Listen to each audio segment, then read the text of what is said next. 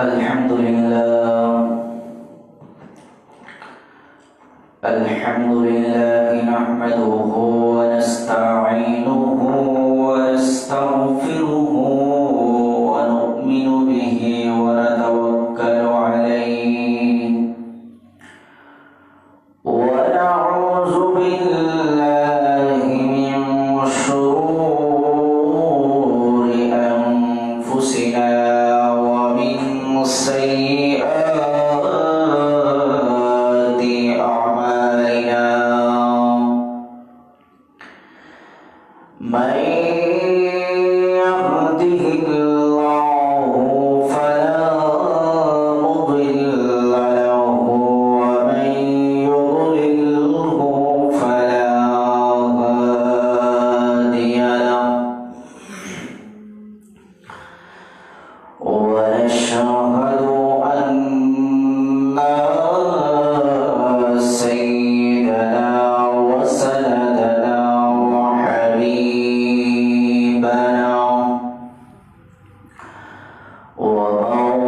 ومولانا محمدا عبده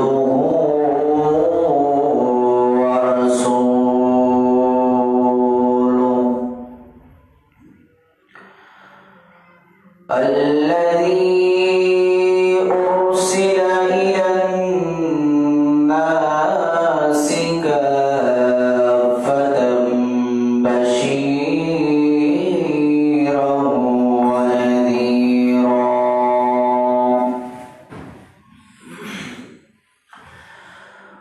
وداعيا إلى الله بإذنه وسراجا وقمرا منيرا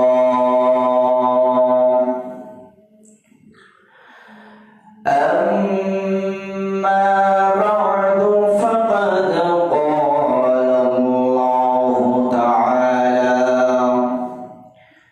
في كلامه المجيد وفي فرقانه الحميد أعوذ بالله من الشيطان الرجيم بسم الله الرحمن الرحيم يا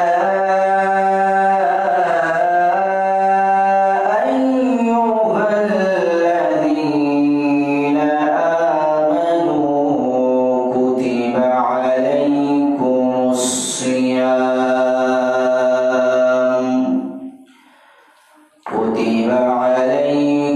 الصيام كما كتب على الذين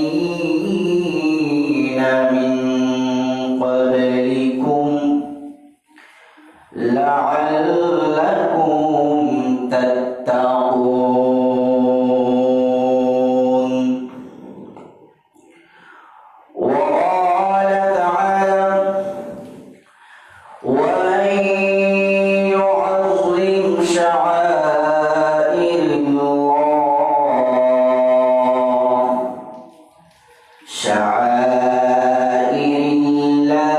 الله فإنها من تقوى القلوب وقال النبي صلى الله عليه وسلم أحصوا هلال شعبان لرمضان وقال تعالى في شان حبيبه إن الله وملائكته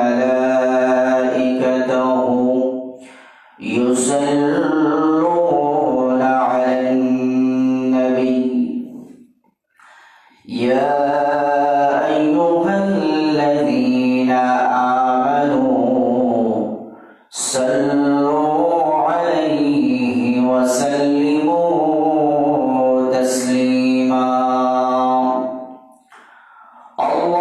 اللهم صل على محمد وعلى آل محمد كما صليت على إبراهيم وعلى آل إبراهيم إنك حميد مجيد اللهم بارك على محمد وعلى آل محمد كما باركت على إبراهيم وعلى آل إبراهيم إنك حميد مجيد بلغ العلا بكماله كشف الدجى بجماله حسنت جميع خصاله صلوا عليه وآله بلغ العلا بكماله كشف الدجى بجماله حسنت جميع خصاله صلوا عليه وآله नहीं दो जहां में मिसाल मोहम्मद जमाल खुदा है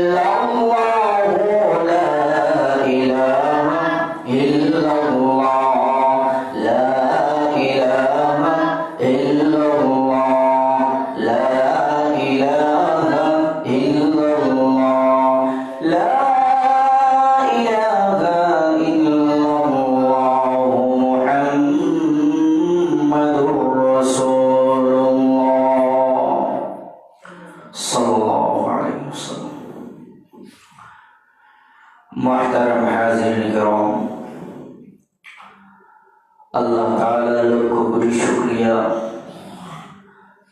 যে আল্লাহ তাআলা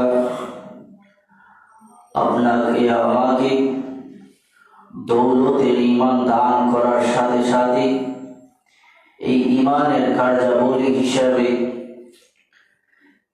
আল্লাহ তাআলার এই বিধান নামাজের আহ্বান হওয়ার সাথে সাথে আমরা মসজিদের দিকে আসতে পেরেছি, এজন্য আমরা দিল থেকে শুকরিয়া আদায় করি। আলহামদুলিল্লাহ আলহামদুলিল্লাহ। মাহতারাম হাজিরিন কিরাম, প্রত্যেক ভালো কাজ করতে তাও আল্লাহর তৌফিক লাগে। আল্লাহ যাকে তৌফিক দেন তাকে সর্বাগ্রে ভালো কাজ করার তৌফিক দেন আর এবং তাকেই সবচেয়ে বেশি মহব্বত করেন। মাহতারাম হাজিরিন কিরাম, আপনারা প্রতি জুমায় কোরআন মাজিদ থেকে তাফসীর শুনেন। তো আজকে আমি যদিও তাফসীরের যোগ্য নয়,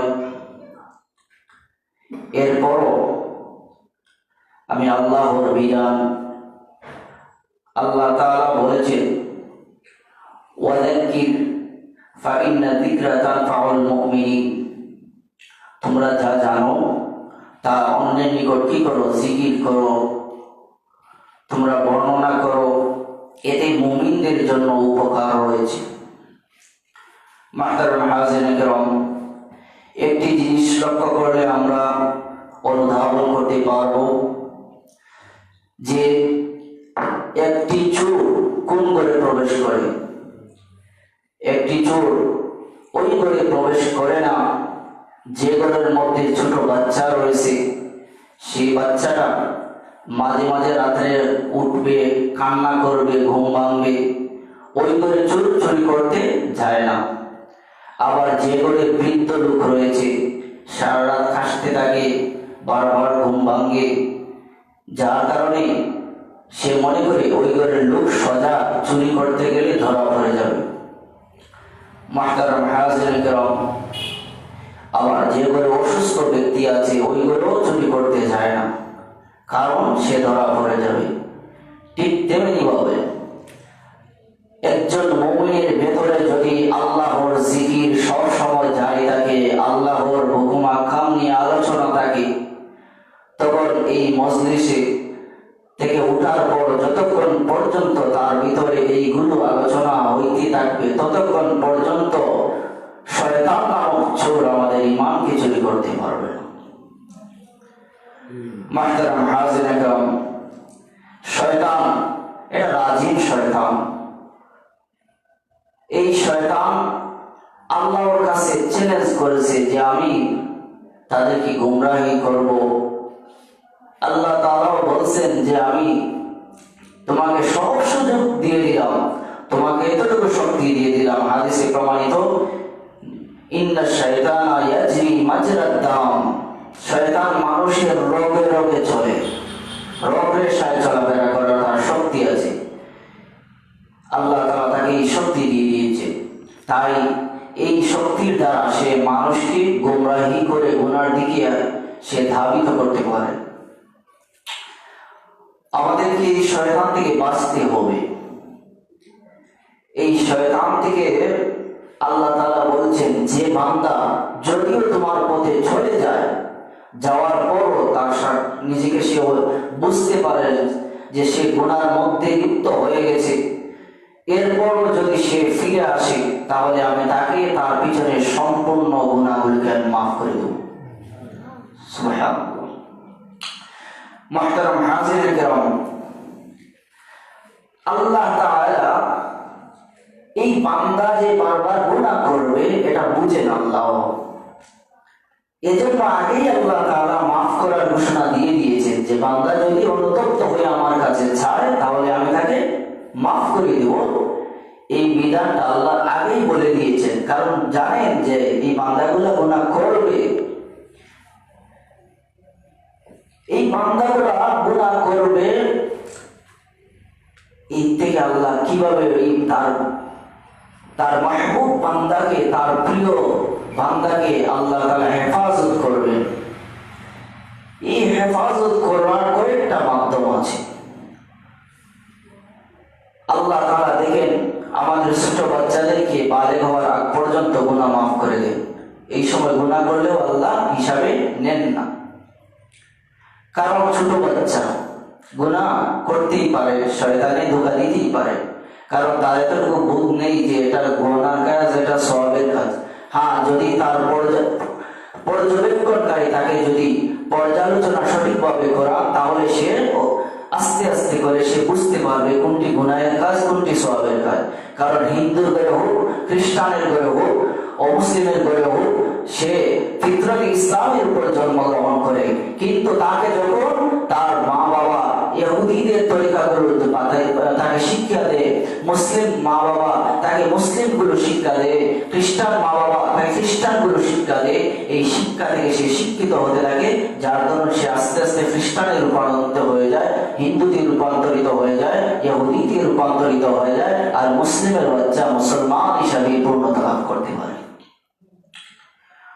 মুহতারাম হাজিরিন কিরাম, এই যে আমরা মনে করি যে সে বাচ্চাটা কি যখন তার পূর্ণাঙ্গ বয়স হয়ে যাবে, বালেগ হয়ে যাবে, তখন থেকে সঠিক পথে চলবে, তখন থেকে সে ভালো পথে চলবে, গুনাহের কাজ ছেড়ে দিবে, নেকের কাজ করবে, এগুলো আমাদের অনেকের ধারণা।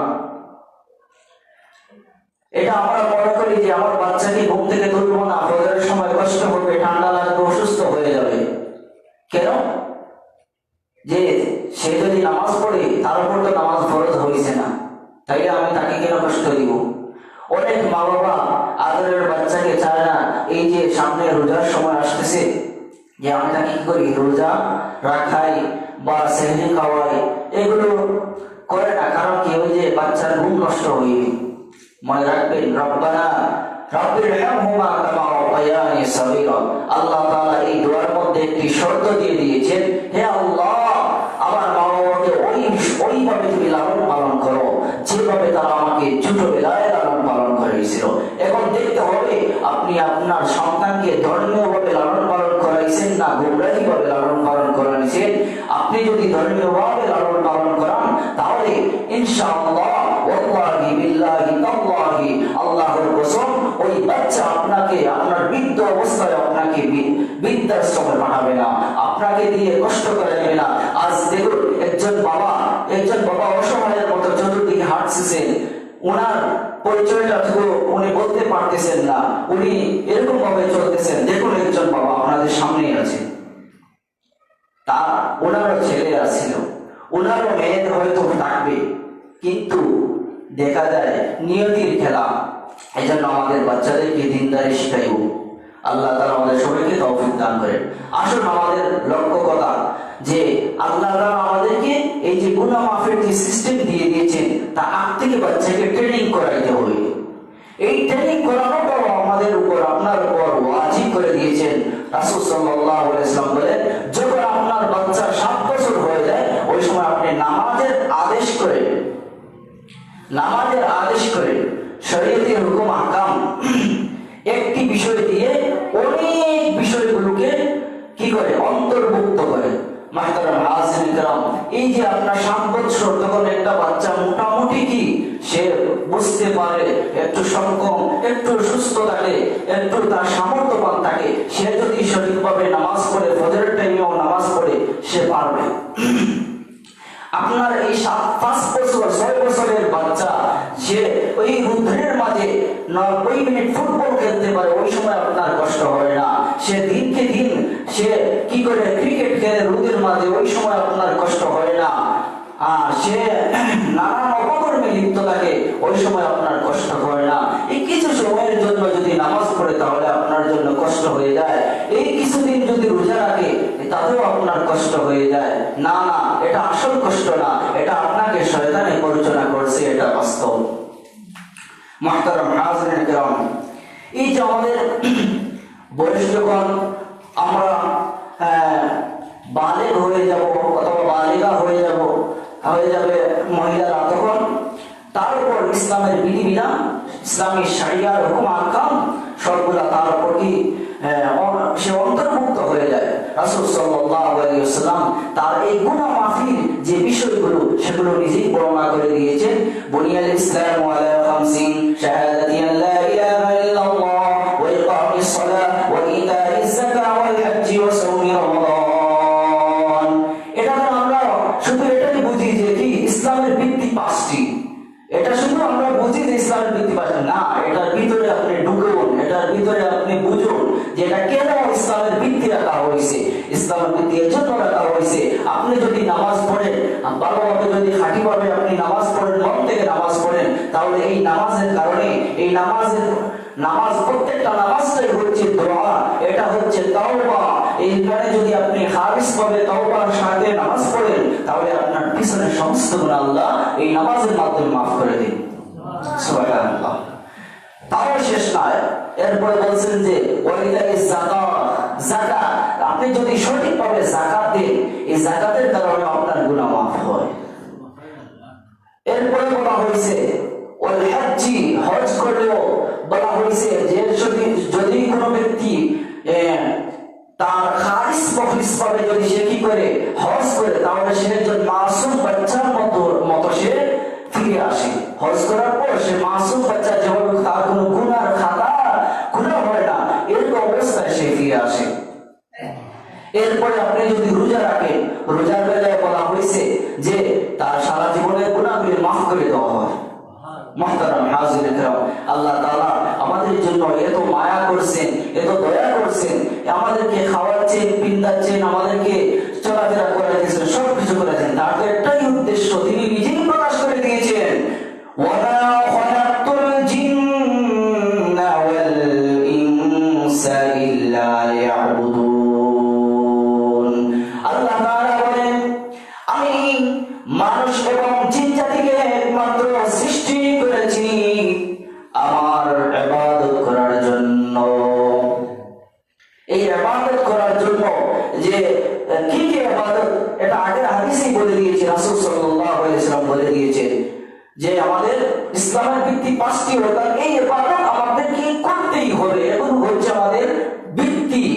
একটা বিল্ডিং এর যদি তার বেস ঠিক না থাকে, ভিত্তি ঠিক না থাকে, যেভাবে যত বড় হোক বিল্ডিংটা কাজে আসে না, ভয় লাগে, ঠিক তেমনি ভাবে আমাদের যদি এই ভিত্তিগুলো পরিপূর্ণভাবে সঠিক না থাকে, আমরা যত বড় হই, মনে রাখবেন আমাদের হিসাবের খাতা ভারী হইতেছে, আমরা কি জানি আমাদের গুনাহের খাতা ভারী হইতেছে না, আমাদের গুনাহের খাতা ভারী হইতেছে না, আমাদের সওয়াবের খাতা ভারী হইতেছে।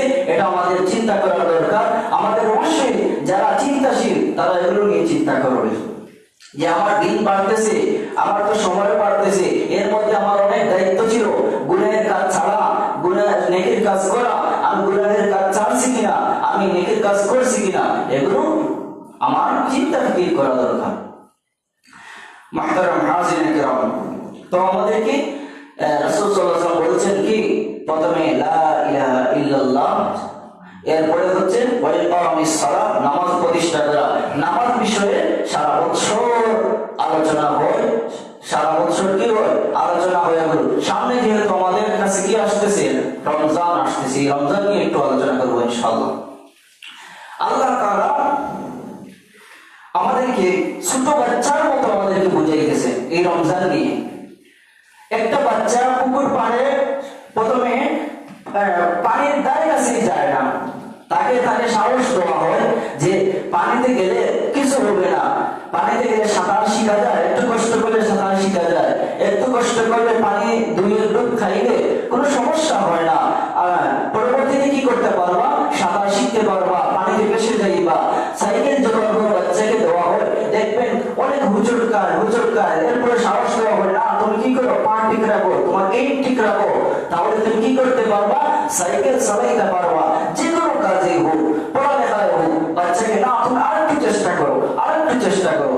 ঠিক তেমনি ভাবে আল্লাহ তাআলা আমাদের জন্য যে সামনে বিধান রেখেছেন, এই বিধানের বেলায় আল্লাহ তাআলা বলেন, ইয়া আইয়ুহাল্লাযীনা আমানু কুতিবা আলাইকুমুস সিয়ামু কামা কুতিবা আলাল্লাযীনা মিন ক্বাবলিকুম লাআল্লাকুম তাত্তাকুন।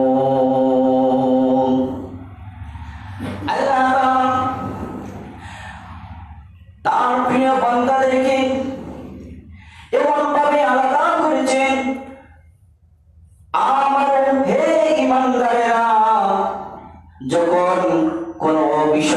সবার জন্য নির্ধারিত হয়, তখন আল্লাহ তাআলা কোরআন মাজিদের মধ্যে আয়াত নির্ধারণ করেন। আল্লাহ তাআলা ডাক দেন ইয়া আইয়ুহান নাস।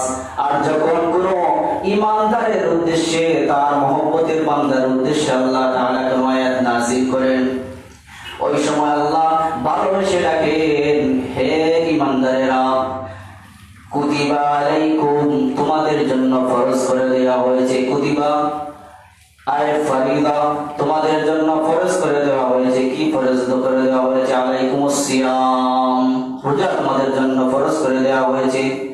কামা, যেভাবে কুতিবা আলাল্লাযিনা মিন ক্বাবলিকুম, যেভাবে তোমাদের পূর্ববর্তী যারা ছিল তাদেরকেও ফরজ করে দেওয়া হয়েছিল।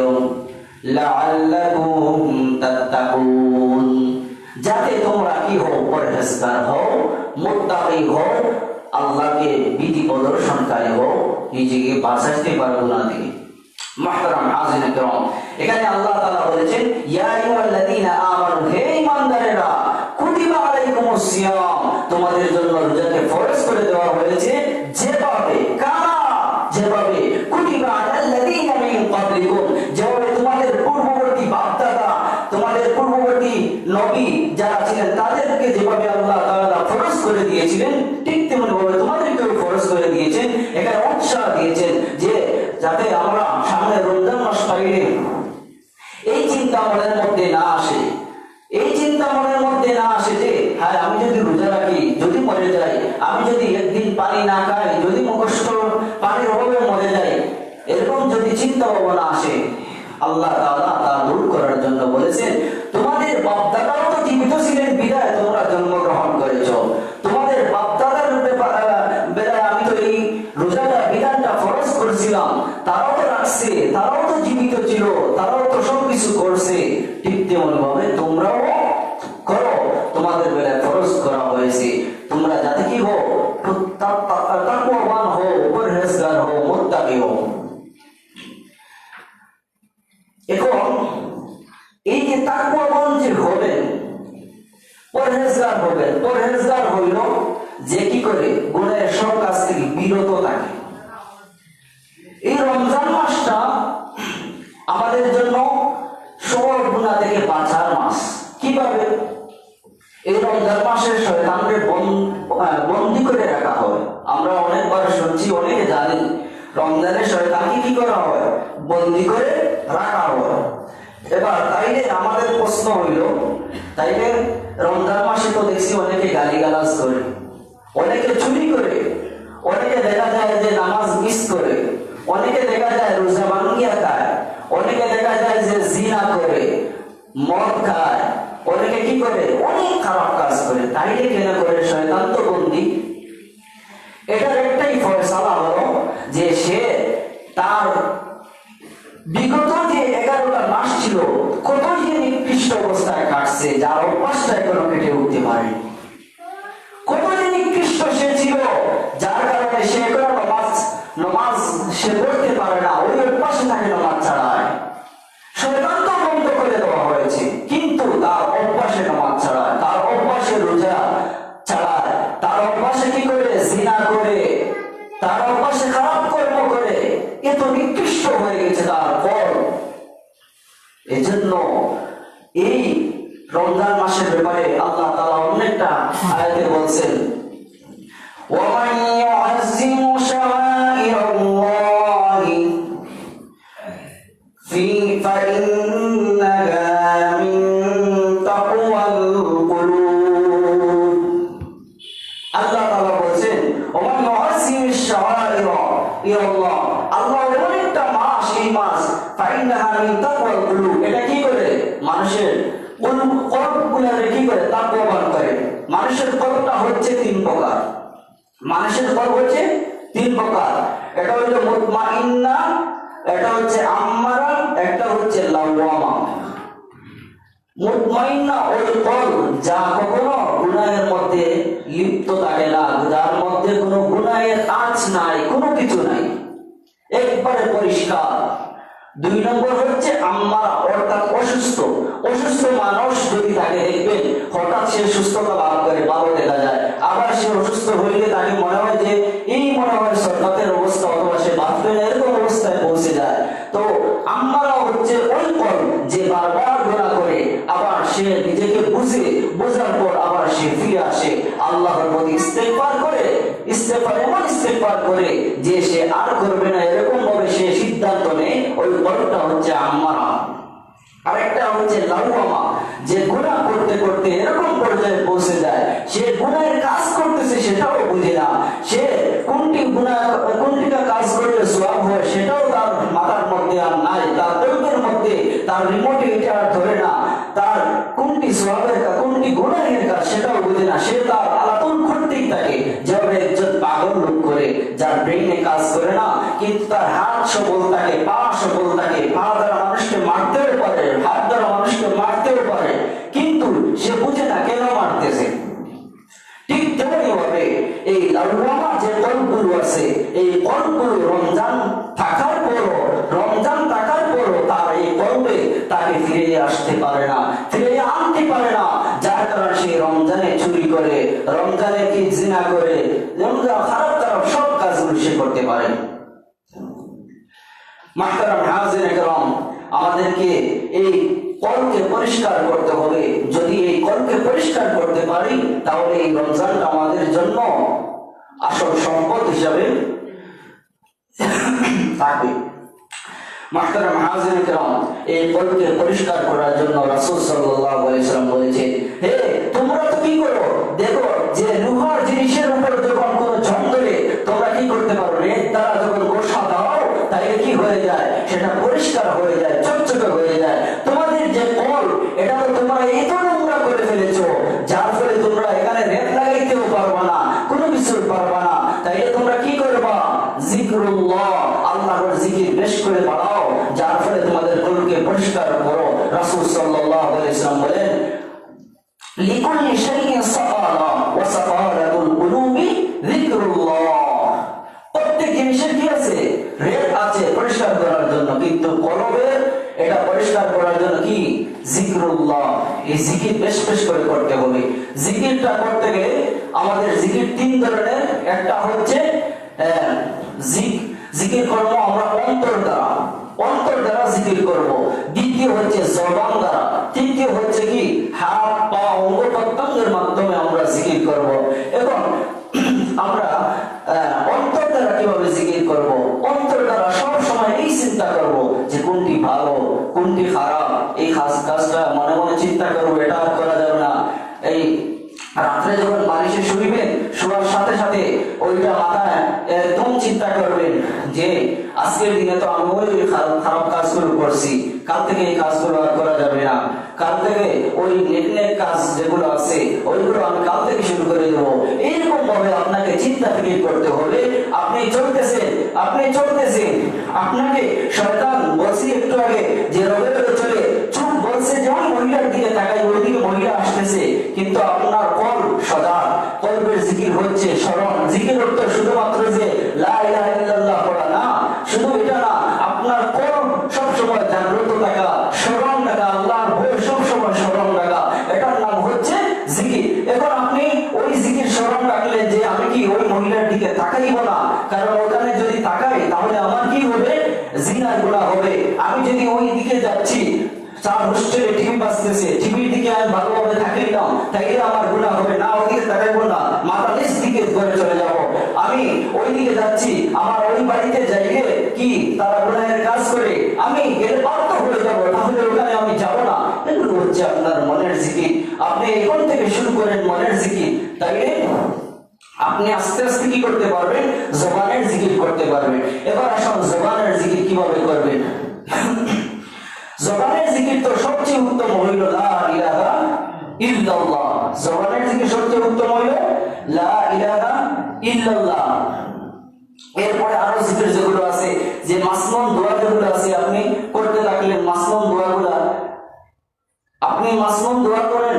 যেমন আপনি খাবার খাইতে মাসনুন দোয়া আছে, আপনি বাথরুমে যেতে মাসনুন দোয়া আছে, মসজিদে ঢুকতে মাসনুন দোয়া আছে, বাইরে মাসনুন দোয়া আছে, আপনি বাইরে অবস্থান করতেছেন, একজন ভাইকে পাইছেন, আপনি কি করেন? জবান দিয়ে তাকে নামাজের প্রতি দাওয়াত দেন, ভাই ওর কাজগুলো কি গুনাহের কাজ, এগুলো তাকে বলেন, তাইলে আপনার কি হবে? জবানের ইবাদত হবে, জবানের জিকির হবে। আর এই জবানের জিকির দ্বারা কিন্তু দুইটা জিকির হয়, একটা কলবের জিকিরও হয় আর একটা জবানের জিকির হয়, একসাথে দুইটা জিকির হয়। আপনি যদি কাউকে জবান দ্বারা কি করেন?